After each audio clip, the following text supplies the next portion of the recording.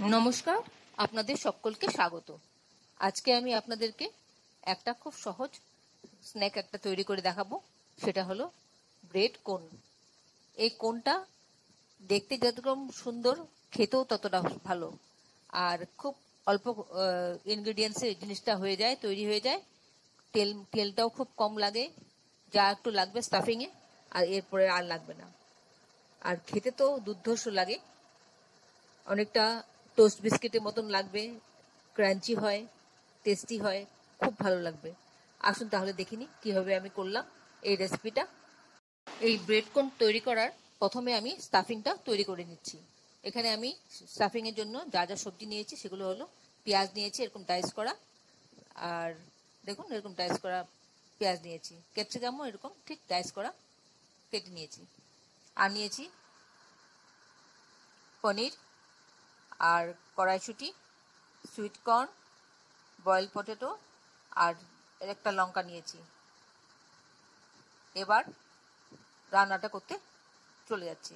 কড়াতে রিফাইন তেল দিলাম, তেলটা একটু গরম হলে পরে আমি এর মধ্যে দিয়ে দিচ্ছি সবার প্রথমে পেঁয়াজগুলো দিয়ে দিয়েছি। পেঁয়াজগুলো দিয়ে একটু নাড়াচাড়া করে নেব।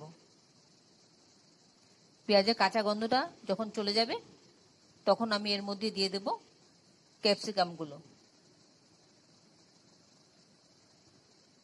এবার ক্যাপসিকামটা একটু নাড়াচাড়া করে এর কাঁচা গন্ধটা চলে গেলে তারপর একে একে আমি দেব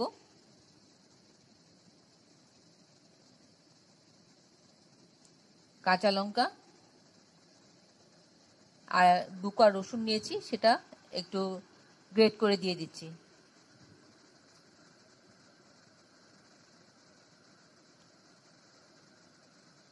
গ্রেট করে দিলে বেশি গন্ধটা ভালো হয়, বাটাটা দিলে একটু বেশি উগ্র হয়ে যায়, তাই গ্রেট করে দিয়ে একটু নাড়াচাড়া করে নিচ্ছি এর গন্ধটা, কাঁচা গন্ধটা চলে যাওয়ার জন্য। তারপর একে একে দেবো আমি আলুটা, আর দেব কড়াইশুঁটি, সুইট কর্ন, সবগুলো আমি একে একে দিয়ে দিলাম। দিয়ে ভালো করে একটু নাড়াচাড়া করে নিচ্ছি, একটু ভাজা ভাজা হবে। এর মধ্যে একটু দিলাম স্বাদ অনুযায়ী নুন। এবার নুনটা দিয়ে সবটা একসঙ্গে মিশিয়ে একটু ভাজা ভাজা করে নেব। খানিকক্ষণ এইভাবে ভাজা ভাজা করার পর এর মধ্যে দিয়ে দেব পনিরগুলো। পনিরটা দিয়ে ভালো করে মিশিয়ে নেব সবটা একসঙ্গে।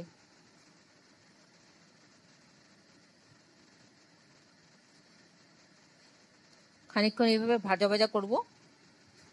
তারপর এখানে 1 চা চামচ মতন সয়া সস দিয়ে দেব। সয়া সস দিলে একটা সুন্দর ফ্লেভার হবে, রেস্টুরেন্ট মতন, আর খেতেও বেশ ভালো লাগবে। তারপর ভালো করে মিশিয়ে নিলে আমার পুরটা রেডি হয়ে যাবে। স্টাফিং আমার তৈরি হয়ে গেছে, এবার কোনটা তৈরি করব।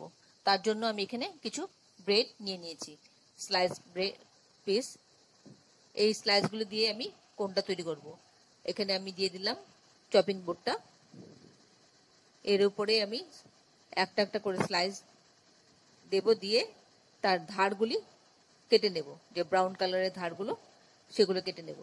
সাইড থেকে এগুলো কেটে বাদ দিয়ে দেব, ফেলে দেব না। এগুলোকে আমি পরে ব্রেড ক্রাম্ব করে নেব, কাজে লাগিয়ে দেব। আমার ব্রেড ক্রাম্ব তো সবসময় লাগতেই থাকে। এবার এটাকে রোল করব, বেলন দিয়ে বেলে নেব। খুব চেপে চেপে বেলবো, একটু পাতলা হয়ে যাবে, তাতে ফোল্ড করতে সুবিধা হবে, আর একটু সাইজও বড় হয়ে যাবে। এভাবে চেপে চেপে চারদিক দিয়ে ছড়িয়ে নেব, আর একটু পাতলা করে নেব। দেখুন পাতলা হয়ে গেছে, একদম খুব সুন্দর হয়েছে এটা। এবার একটা পাত্রে আমি একটু ময়দা নিয়েছি 1 চা চামচ মতন, তাতে সামান্য একটু জল দেব, দিয়ে একটা ঘন ব্যাটার তৈরি করব, স্যালারি করব এটাকে করে এটা জোড়া দেওয়ার কাজ করবে, এই জুড়ে দেবে এটা। মিশিয়ে নিলাম। এবার ব্রেডের একটা ধার ধরবো, এরকম ধারটা নিয়ে তার গায়ে এটা লাগিয়ে দেব মিশ্রণটা, আর আরেকটা ধার দিয়ে জুড়ে দেব। দেখুন আমার কোনটা রেডি হয়ে গেল।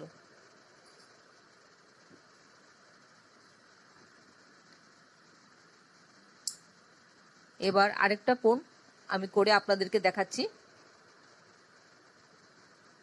এর ধারগুলো আমি অলরেডি কেটে নিয়েছিলাম, আর এবার এটাকে আবার স্প্রেড করব, একটু বেলুন দিয়ে চেপে চেপে ছড়িয়ে দেব।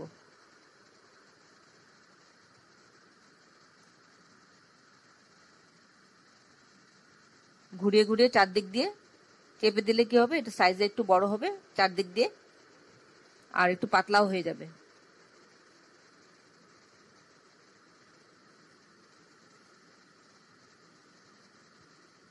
এবার একটা ধার ধরে আমি মিশ্রণটা লাগিয়ে নিচ্ছি।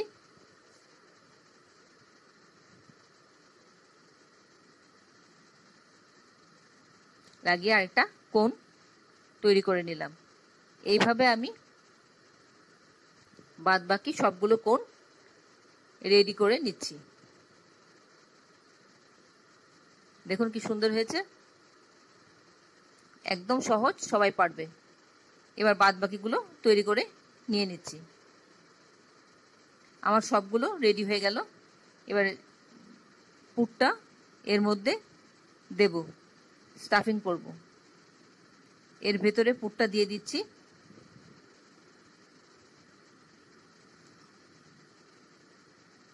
যে কেউ পারবে করতে। আপনারা কে কোথা থেকে, কোন শহর থেকে, কোন দেশ থেকে আমার এই রেসিপিটা দেখছেন, প্লিজ একটু কমেন্ট বক্সে কমেন্ট করবেন। আমার ভীষণ জানতে ইচ্ছে করে, আমার বড্ড আনন্দ লাগে। আর নতুন কোনো বন্ধু প্রথমবার যদি আমার চ্যানেলটাকে দেখে থাকেন, তাহলে আপনাকে একটা বিগ হাগ জানাচ্ছি। চ্যানেলটাকে সাবস্ক্রাইব করে নেওয়ার জন্য অনুরোধ রইল। পাশে বেল আইকনটা অ্যাক্টিভেট করে নেবেন, যাতে পরবর্তী আমার সমস্ত রেসিপির নোটিফিকেশন সবার আগে আপনার কাছে এসে পৌঁছয়।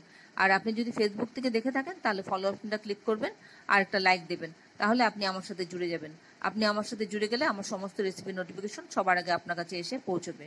আমি এবার ওভেন প্রিহিট হতে দিয়েছি 180 ডিগ্রিতে। প্রিহিট হয়ে গেছে। এবার আমার বেক করতে দিয়েছি 8 মিনিটের জন্য আমি বেক করেছি 180 ডিগ্রিতে। আমার বেক হয়ে গেছে। এবার আমি এটাকে প্লেটিং করব। আমি প্লেটিং করে নিচ্ছি। দেখুন, ভালো লাগলে একটা লাইক দেবেন, বন্ধুদের সাথে অনেক অনেক শেয়ার করবেন। দারুণ মজার খেতে, খুব ভালো লাগবে। ক্রিস্পি এতটা হয় যে মুখে দিলে একদম মুচমুচ করতে থাকবে।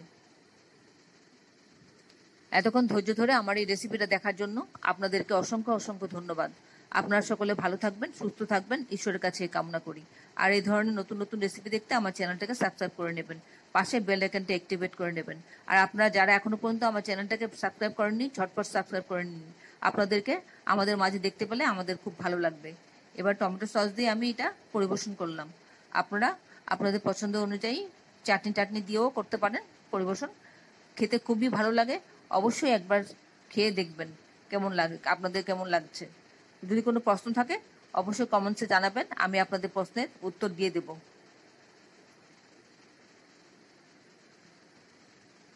এবার একটা তুলে আমি আপনাদেরকে দেখাচ্ছি। দেখুন কাছের থেকে কি সুন্দর হয়েছে, খুব খাস্তা হয়েছে, মুচমুচ করছে একদম। আপনারা অবশ্যই একবার বানিয়ে খাবেন। তাহলে আসি বন্ধু, আবার দেখা হবে পরবর্তী রেসিপিতে। ভালো থাকবেন সবাই, নমস্কার।